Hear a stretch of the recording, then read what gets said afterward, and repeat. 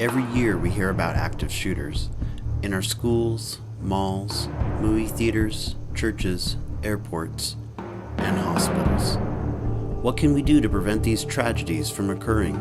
And if we experience one of these situations, how can we prepare ourselves to respond quickly and effectively?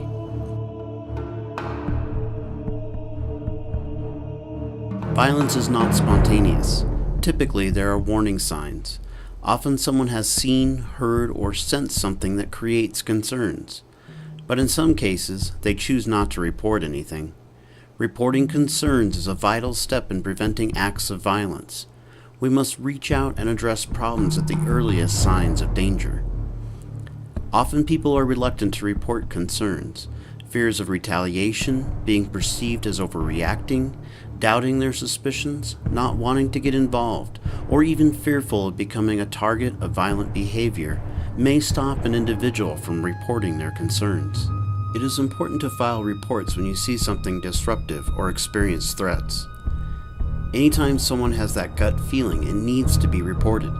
It's better to report and be wrong than not to report and be right. While reporting is a crucial step in preventing violence, being prepared for an event will give us the skills and means to survive and protect others. Being prepared can mean the difference between life and death.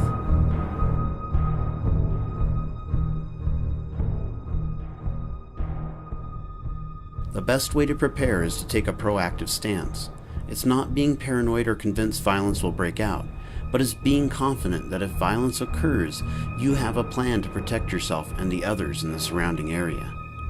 As discussed in the training video, Personal Safety Skills, increased awareness of your physical environment can aid in preventing incidents.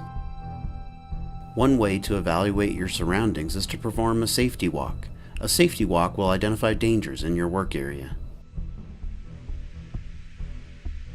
Drills are valuable training tools that help you decide ahead of time how you will react. During a drill, you can ask yourself questions such as, what are the best escape routes? How would you get out of the area quickly? If you are responsible for a patient or visitor, how are you going to keep them safe? What are safe locations in your area if you need to shelter in place? When should you call security at 457 and when should you call 911? Your decision to dial 911 or 457 depends on the situation. If the situation is potentially violent, contact UNMH security at 457 or use a panic alarm if available.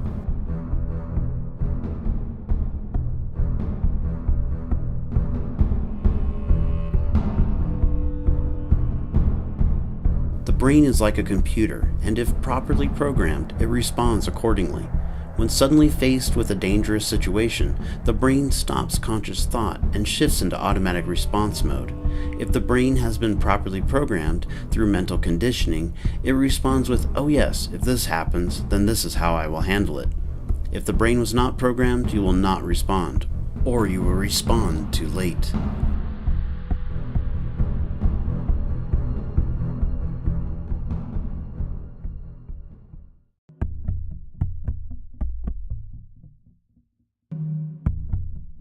What happens if someone doesn't detect these early warning signs?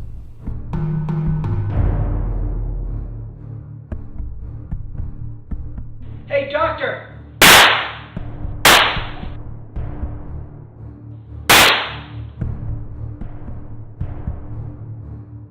What will you do if you're not able to prevent violence from occurring? How can you be prepared when a dangerous situation gets out of hand?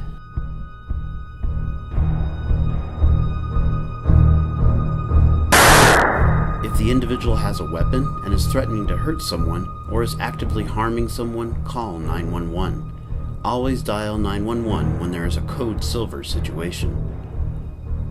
What would you do if an armed individual entered your area? What are your options? What is your plan? Employees in the immediately affected area shall quickly determine the most reasonable way to protect life. If evacuation is not possible, then shelter in place. Find a place where the armed person is less likely to find you. An ideal shelter will allow you to protect yourself and your patients. Hide and make it appear as if no one is in the area. Close the blinds in the room and turn off the lights. If you are in a room with windows, turn off your electronic devices.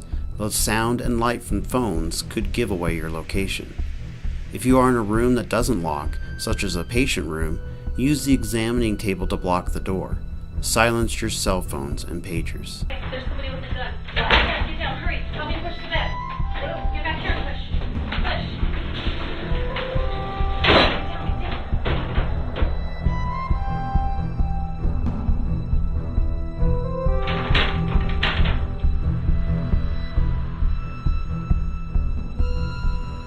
Once you feel you are in a safe location, call 911.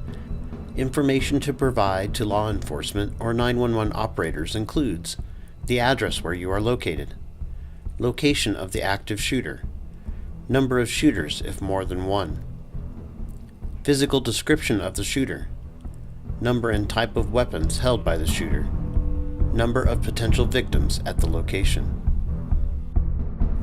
If confronted by law enforcement, stay calm and show your hands. Leave your belongings and keep your hands free. Hold your hands up when approached by police. Remember, police probably do not know what the shooter looks like, and something in your hand could be mistaken for a weapon. Do not make any sudden movements. Calmly listen for directions. People default to their training in a crisis. For example, a nurse will want to help shooting victims. If it is safe to render care, then do so, but do not put yourself in immediate danger. It goes against your gut instincts to leave a wounded person, but you need to protect yourself so you are alive to help victims when the crisis is over. You may want to help victims, but do not go near the shooting. Do not put yourself in harm's way. Most active shooter situations are resolved within 10 to 15 minutes, so it is best to wait to give aid until the situation is under control.